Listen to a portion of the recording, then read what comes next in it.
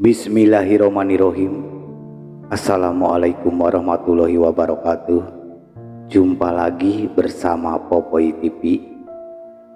Alangkah lebih baiknya bantu di subscribe dan dipijit tombol loncengnya agar channel Popoy TV bisa lebih berkembang dan bisa bercerita yang lebih manfaat buat sahabat Popoy TV semuanya. Kali ini Popoy TV memiliki cerita yang berjudul Kuburan Pak Ustadz Penuh Api. Simak ceritanya sampai selesai. Mudah-mudahan mendapatkan yang manfaat dari isi video ini. Kita langsung aja ke ceritanya. Selamat mendengarkan. Kali ini kita akan mengisahkan kisah nyata seorang ustadz kondang yang meninggal dikremasi atau dibakar hingga menjadi abu. Kisah nyata ini memberikan kita banyak pelajaran yang berharga. Namun sebelum itu, sempatkan tulis sholawat di kolom komentar agar kita semua selalu ada dalam lindungan Tuhan Yang Maha Esa. Amin. Awan kelabu berangkat pelan seolah enggan beranjak dari langit. Duka menyebar dengan cepat dari satu rumah ke rumah lain, di satu ponsel ke ponsel lain. Ustadz inisial Amar bin Abdullah, tokoh agama yang sangat dihormati, telah berpulang ke rahmatullah. Innalillahi wa innalillahi rojiun, ucap Pak Rahmat, ketua Masjid Jami sambil mengusap wajahnya yang basah. Padahal baru kemarin sore beliau masih memimpin pengajian. Sepanjang jalan menuju kediaman almarhum, mobil-mobil, motor berjejeran rapi. Halaman rumah bercat putih itu kini dipenuhi oleh pelayat yang datang dari berbagai penjuru. Para ibu-ibu yang memakai kerudung hitam berkumpul di teras, sementara para bapak-bapak memadati halaman depan yang tidak terlalu luas. Saya langsung berangkat begitu dapat kabar dari grup WhatsApp, ujar Bu Fatimah kepada sesama jemaah pengajian. Masya Allah, tidak menyangka, sama sekali tidak menyangka. Padahal Ustadz tidak pernah mengeluh sakit. Beliau itu sosok yang luar biasa. Timbal ibu sambil mengusap air mata. Dengan ujung kerudungnya sudah hampir 10 tahun mengajar ngaji anak-anak. Kita tidak pernah sekalipun beliau meminta bayaran. Dari arah jalan terlihat Kiai Ahmad turun dari mobil putihnya. Sosoknya tinggi dengan sorban hijau itu disambut dengan hormat oleh para jemaah. Beliau adalah guru dari Ustadz Amar semasa di pesantren dulu. Subuh tadi Ustadz tidak hadir di masjid. Kiai tidak biasanya beliau absen. Ketika jemaah hendak menjenguk, sudah ada kabar bahwa beliau wafat. Jelas Pak Rahmat. Beberapa jemaah mulai berkumpul, bersiap-siap untuk memulai tahlilan. Pak Musin, imam senior di Masjid Jami, sudah membuka kitab Yasinnya. Ketika tiba-tiba pintu rumah terbuka, Bu Nur istri Ustadz Amar keluar dengan wajah yang tampak lesu. Namun anehnya tidak terlihat bekas air mata. Mohon maaf, ucapnya dengan suara yang mengejutkan para jemaah. Karena terdengar begitu, data tidak perlu ada yang tahlilan, bisik mulai terdengar di antara jemaah Bu Salamah. Tetangga sebelah berbisik pada Bu Aminah, mungkin Bu Nur berbeda pemahaman soal tahlil almarhum. Ustadz memang pernah cerita kalau istrinya dan keluarganya yang tidak biasa tahlilan. Namun pernyataan Bu Nur selanjutnya membuat semua yang hadir terkejut, tercekat, dan jenazah tidak perlu disolatkan. Astagfirullah, Pak Min tidak bisa menahan kekagetannya. Bu, ini jenazah seorang muslim, wajib untuk disolatkan dan harus diurus. Sosok Pak Amar mereka kenal. Pria berusia 45 tahun itu adalah lulusan Universitas Islam yang kemudian mengabdikan dirinya di Departemen Agama. Setiap hari beliau akan duduk di mihrab Masjid Jami membimbing anak-anak mengaji. Dengan kesabaran yang luar biasa, baru minggu lalu beliau ceramah tentang keistimewaan bulan Ramadan. Tenang Pak Hasan, pedagang yang tokonya dekat masjid. Suara beliau yang teduh itu masih teriang-riang, terngiang-ngiang. Materinya selalu runtut, mudah dipahami. Beliau juga sering mengisi kajian subuh. Tambah Mas Pakrib, pemuda yang aktif di remaja masjid. Setiap Senin dan Kamis pasti ada kajian hadis. Kadang sampai jemaat terpaksa duduk di luar masjid karena penuh. Sementara orang-orang berbincang, Kiai Ahmad berdiri di sudut halaman matanya menerawang jauh ada sesuatu yang tidak beres dengan situasi ini. Ustadz Amar yang beliau kenal adalah sosok yang sangat menjunjung tinggi syariat. Bahkan untuk hal-hal kecil pun beliau selalu berhati-hati agar semua itu bisa dengan baik. Proses memandikan jenazah, pengalaman mengurus jenazah, hanya bisa menggelengkan kepala dengan heran. Belum pernah saya lihat yang seperti ini, gumamnya. Pelan beberapa warga memberanikan diri untuk bertanya kepada keluarga, namun hanya dijawab dengan kebisuan. Nur dan beberapa orang asing di sekitarnya hanya menatap dengan pandangan dingin, seolah mengatakan bahwa ini bukan urusan mereka. Waktu terus berlalu, matahari pun terus bergeser dari timur ke barat, tapi tidak ada tanda-tanda jenazah akan dikuburkan. Padahal dalam Islam, cepat penguburan jenazah adalah hal yang sangat dianjurkan. Maaf Bu Nur, kapan almarhum akan dikuburkan? Tanya salah satu seorang warga. Memberanikan biar kami yang mengurusnya. Jawab Bu Nur singkat, nada datar yang sama. Tidak ada Kiai Ahmad yang sejak pagi belum beranjak, hanya bisa menggeleng-gelengkan kepala. Beliau teringat hadis tentang pentingnya menyegerakan penguburan jenazah. 1 juta tanda tanya, beberapa masih bertahan, berharap akan penjelasan atau setidaknya proses penguburan akan dilakukan sebelum malam tiba. Mungkin menunggu keluarga dari jauh, kata Pak Rahmat, mencoba mencari alasan yang masuk akal. Namun ketika malam turun masih tidak ada tanda-tanda penguburan. Yang lebih mengherankan, samar-samar tercium aroma dupa dari dalam rumah, sesuatu yang sangat asing bagi kediaman seorang tokoh agama. Kita pulang dulu Kak. Kepada jemaah, besok kita kembali lagi. Ada yang tidak beres dengan semua ini.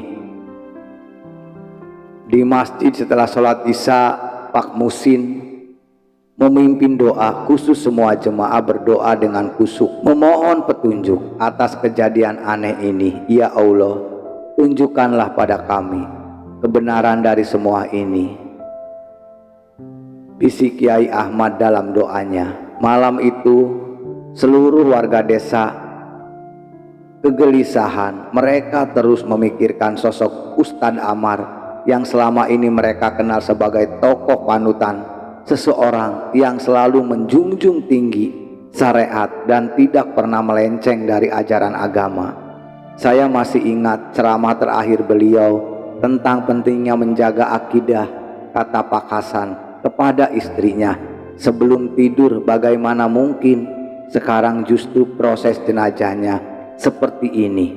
Tidak ada yang tahu bahwa apa yang mereka saksikan hari ini hanyalah permulaan serangkaian kejadian yang akan mengguncang keyakinan mereka. Masih menanti di hari-hari berikutnya, di bawah langit yang bertaburan bintang, misteri kematian Ustadz Ammar baru saja dimulai. Fajar pun menyingsing di ufuk timur. Hari kedua setelah wafatnya Ustadz Ammar, namun jasadnya masih belum dikuburkan. Sesuatu yang sangat tidak lazim dalam tradisi Islam. Beberapa warga yang datang pagi itu terkejut mendapati jenazah masih terbaring di ruang tamu. Ini dengan aroma balsam yang sangat menyengat. Astagfirullah, bisik Bu Salamah pada tetangganya. Sudah 24 jam lebih belum dikuburkan. Ini tidak benar. Yang lebih mengejutkan, rumah yang biasanya sepi itu kini dipenuhi orang-orang asing yang berpakaian putih. Mereka bergerak dalam diam dengan wajah-wajah yang tidak dikenal oleh warga setempat. Di sudut-sudut rumah tampak berbagai sesajen yang ditata rapi, dupa mengepul, bunga-bunga tersusun dalam mangkuk, dan berbagai makanan dalam wadah, yaitu wadah anyaman bambu. Pak Slamet yang rumahnya tepat di sebelah kediaman Ustadz Ammar, enggak usah perlu khawatir, jawabnya dengan datar. Kami akan membawa jasad almarhum ke tempat lain. Tapi Bu, dalam Islam saya bilang tidak perlu khawatir, potong Bu Nur tegas. Di teras masjid sekelompok warga berkumpul mendiskusikan situasi ini. Teori-teori mulai bermunculan. Ada yang menduga Ustadz Ammar selama ini menganut aliran sesat yang lain, berspekulasi bahwa beliau terlibat dalam praktek-praktek klinik. Tapi bagaimana mungkin, kata beliau yang selalu menganjurkan kita tentang bahaya syirik, yang selalu mengingatkan tentang akidah yang lurus. Sore itu suasana desa semakin mencekam. Asap dupa semakin tebal mengepul dari rumah Ustadz Ammar. Suara-suara mantra semakin jelas terdengar, bercampur dengan aroma kemenyan yang sangat menyengat. Kita harus berbuat sesuatu, kata Pak RT kepada Pak Kiai Ahmad, yang baru saja ini sudah tidak bisa dibiarkan. Kiai Ahmad mengangguk pelan-pelan. Semua akan terungkap pada waktunya, katanya dengan bijak. Yang penting sekarang kita jaga agar warga tidak bertindak gegabah. Malam kedua setelah kepergian Ustadz Ammar berakhir dengan tanda tanya besar. Tidak ada yang tahu bahwa esok hari akan membawa kejutan yang lebih besar lagi. Sesuatu yang mengungkap rahasia terbesar dari sosok yang selama ini mereka hormati. Fajar baru saja merekah di langit ketika keheningan pagi dipecahkan oleh deruk mesin mobil besar berwarna putih yang berhenti di depan kediaman Ustadz Ammar. 3 hari telah berlalu, namun jasad beliau masih belum dimakamkan. Sesuatu yang sangat bertentangan dengan syariat Islam. Mobil apa itu, tanya Pak Somadi. Dari tempatnya berdiri, ia bisa melihat beberapa orang yang berpakaian putih keluar masuk rumah almarhum dengan tergesa-gesa. Sekitar pukul 7 pagi, pintu rumah terbuka lebar. Jasad Ustadz Ammar masih mengenakan pakaian putih yang sama. Seperti kemarin, diangkat dengan hati-hati oleh 4 orang. Tubuh kaku itu dimasukkan ke dalam mobil dalam gerakan yang tampak sudah terlatih. Tidak bisa dibiarkan, gumam Farid, salah satu pengurus remaja masjid yang kebetulan lewat. Ia segera menghubungi teman-temannya. 5 menit kemudian 2 motor dengan masing-masing 2 penumpang sudah siap mengikuti mobil tersebut. Dari jarak aman, mobil melaju ke arah selatan, meninggalkan hiruk-pikuk kota, melewati jalan berkelok yang diimpit sawah dan perkebunan tebu, hingga akhirnya berbelok ke sebuah komplek yang tersembunyi di balik rimbunnya pohon, yaitu rimbunnya pohon bambu. Sebuah papan kayu sederhana, di gerbangnya bertuliskan tempat kremasi. Innalillahi. Mas Farid segera meraih ponselnya. Mereka membawa jasad dengan tangan gemetar.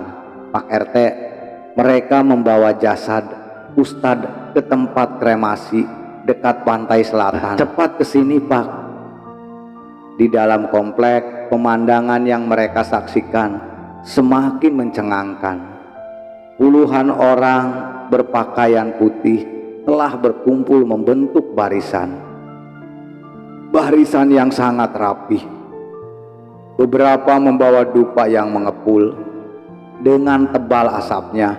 Yang lain menyiapkan beberapa kayu yang dihias dengan ukiran rumit sesajen dalam berbagai bentuk, dan wadahnya berjejer dengan sangat rapi. Di sekeliling area jasad Ustadz Amar diletakkan di atas altar dengan gerakan penuh perhitungan. Bu Nur yang sejak tadi hanya diam, kini maju ke depan, tangannya memegang sesuatu seperti lonceng kecil.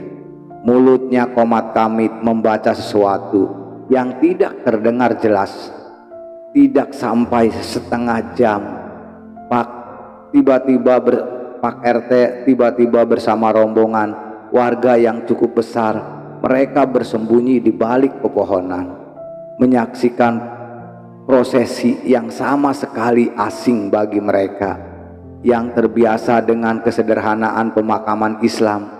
Bagaimana bisa, bisik Pak Musin dengan suara bergetar. Seorang ustadz yang selama ini mengajarkan kita tentang tauhid, justru kata-katanya terputus ketika melihat altar mulai diangkat.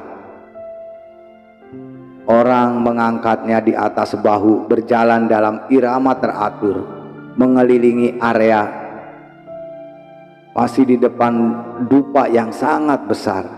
Di tangannya suara lonceng dan mantra seyup-seyup terdengar. Setelah prosesi arak-arakan selesai, altar ditempatkan di atas platform khusus tanpa aba-aba.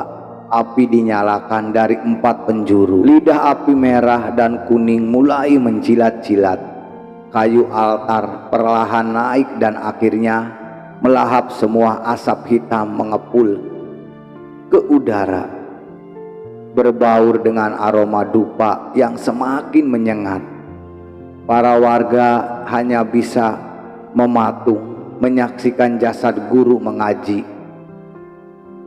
anak-anak mereka, imam sholat di masjid mereka, pembimbing spiritual yang selama ini mereka hormati, kini dilahap api dalam ritual yang sama sekali tidak Islam.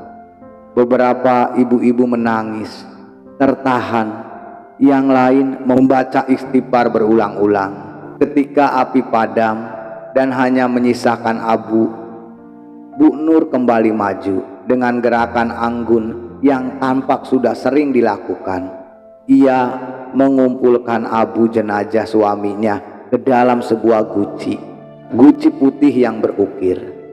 Rombongan kemudian bergerak menuju pantai yang berjarak sekitar 100 meter dari lokasi kremasi.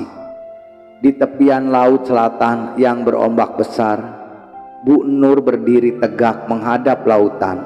Mulutnya kembali komat kamit, tangannya membentuk gestur. Tangannya membentuk gestur aneh, lalu dalam satu gerakan cepat ia menebar abu Ustadz Amar ke laut. Ombak besar yang menyambut seolah-olah sudah menunggu untuk membawa sisa-sisa jasad itu ke tengah samudra. Warga yang menyaksikan masih terpaku, seolah-olah baru saja melihat sebuah mimpi buruk di siang hari bolong. Sosok Amar yang mereka kenal, yang ceramahnya selalu tentang ketauhidan, yang ingatkan bahaya syirik, yang tidak pernah absen sholat berjamaah, kini menghilang bersama hembusan angin laut. yaitu angin laut selatan yang menyisakan tanda-tanda tanya besar yang sangat mencekam. Besok pagi, kata Pak RT, memecah keheningan, kita harus datang dan mencari tahu apa yang sebenarnya terjadi. Ada yang harus menjelaskan semua ini kepada umat. Pagi itu langit pun sangat cerah dan sedikit kelabu. Sehari setelah kejadian mengejutkan di tepi pantai selatan, rombongan yang dipimpin Pak RT Soeharto dan Kiai Mahmud tiba di kediaman almarhum Ustadz Amar. Mereka datang membawa keresahan sekaligus harapan akan sebuah penjelasan. Assalamualaikum, ucap Pak RT. Mengetuk pintu kayu yang tertutup rapat. Waalaikumsalam, jawab suara dari dalam, yaitu Bu Nur, istri almarhum, membuka pintu dengan wajah tenang. Terlalu tenang untuk seseorang yang baru kehilangan suami. Silakan masuk, ujarnya sambil membuka pintu lebih lebar.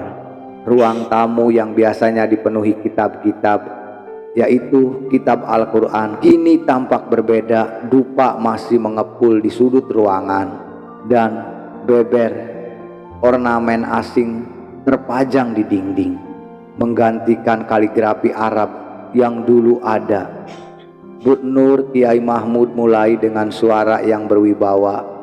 Namun kami dengan ini sebagai seorang muslim, kami prihatin apa yang terjadi dengan almarhum. Matanya menaung ke sebuah foto wisuda yang terpampang di dinding tembok mereka. Waktunya saya bercerita, ujarnya pelan-pelan. Almarhum suami saya, seperti yang kita semua tahu, adalah lulusan terbaik dari Universitas Agama. Prestasinya membuatnya langsung diterima sebagai pegawai Departemen Agama. Satu pengurus takmir mengangguk beliau sangat cemerlang dalam karirnya, benar-benar sangat pintar. Lanjut Bu Nur, bahkan di luar pekerjaannya di Depak beliau menjadi pengurus aktif takmir Masjid Jami setiap subuh dan maghrib. Napas mereka tahu, inilah jawaban yang mereka cari sejak kemarin. Peristiwa apa itu, Bu? Tanya Kiai Mahmud. Hati-hati, Bu Nur. Bu Nur menatap satu persatu wajah tamunya, seolah-olah mengumpulkan keberanian untuk melanjutkan cerita yang semuanya bermula dari sakit yang diderita ibu mertuaku. Ruangan itu mendadak sunyi. Hanya suara mengepul dupa dan desah angin yang terdengar dari luar. 5 orang tamu yang hadir saling pandang, mencoba mencerna kenyataan mengejutkan yang baru saja mereka dengar. Maukah Bu Nur menceritakan semuanya? Kata Kiai Mahmud dengan lembut. Kami ingin memahami, bukan menghakimi, Bu. Bu Nur mengangguk pelan-pelan. Baiklah, tapi ini akan menjadi cerita yang panjang. Ibu mertua saya menderita penyakit yang aneh. Bu Nur melanjutkan ceritanya. Seluruh tubuhnya nyeri, tidak bisa berjalan, dan sering kejang-kejang. Kondisinya semakin memburuk. Dari tahun ke tahun, Kiai Mahmud mengangguk ingat betul sosok ibu Ustadz Amar yang sering membawa ke masjid dengan kursi roda. Kami sudah membawanya ke puluhan dokter spesialis sampai ke rumah sakit besar, tapi tak ada yang bisa memastikan penyakitnya. Apa, Ibu Nur? Bu Nur menghapus air matanya yang mulai menggenang. Biaya pengobatan sudah ratusan juta, tapi kondisinya tidak membaik.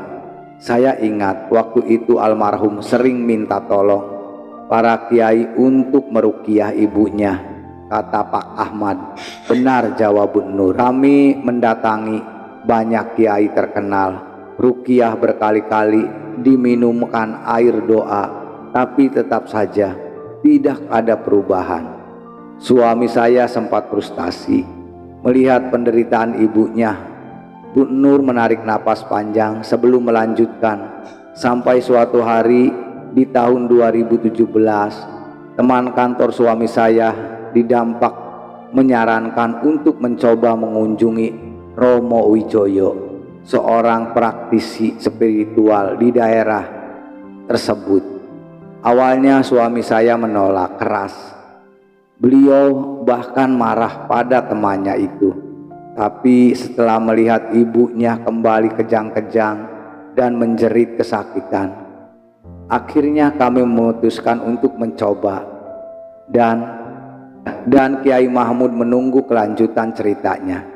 Ajaib, setelah 3 kali terapi dengan Romo Joyo, ibu bisa berjalan lagi. Kejang-kejangnya hilang, total hilang. Bahkan sekarang sudah bisa berkebun lagi di rumahnya. Bu Nur tersenyum mengingat kesembuhan, yaitu kesembuhan mertuanya. Saya dan beliau mulai sering bertanya-tanya pada Romo Joyo tentang penyembuhan. Romo menjelaskan bahwa ini semua tentang energi universal dan keseimbangan spiritual kami. Kami diajak mengikuti sesi meditasi. Awalnya hanya penasaran, tapi ternyata efeknya luar biasa. Saya dan suami merasakan ketenangan yang belum pernah kami rasakan sebelumnya. Pikiran jadi jernih, hati terasa damai, Pak RT. Pak RT pun menggeleng-gelengkan kepala. Tapi bukankah Pak Amar tetap aktif di masjid waktu itu ya? Jawab Bu Nur. Suami masih jadi imam di Masjid Jami, masih mengisi ceramah di mana-mana. Tetapi setiap ada waktu luang, kami selalu menyempatkan diri datang ke tempat Romo Wijoyo untuk meditasi kami. Seperti kecanduan dengan kedamaian yang kami dapat dari sesi-sesi meditasi itu, suami saya bilang, bahkan setelah ceramah yang paling melelahkan pun, begitu meditasi semuanya lelahnya hilang. Dan akhirnya terdiam sejenak memandang foto suaminya. Dakwahnya masih dengan semangat, memimpin sholat berjamaah masih dengan antusias, membuat ceramah. Tapi di saat yang sama ada sesuatu yang mulai berubah dalam dirinya. Ruangan itu kembali hening semua. Yang hadir bisa merasakan ada kisah yang lebih dalam yang akan mereka dengar. Kisah tentang bagaimana seorang ustadz yang mereka kagumi perlahan-lahan berubah, yaitu berubah haluan.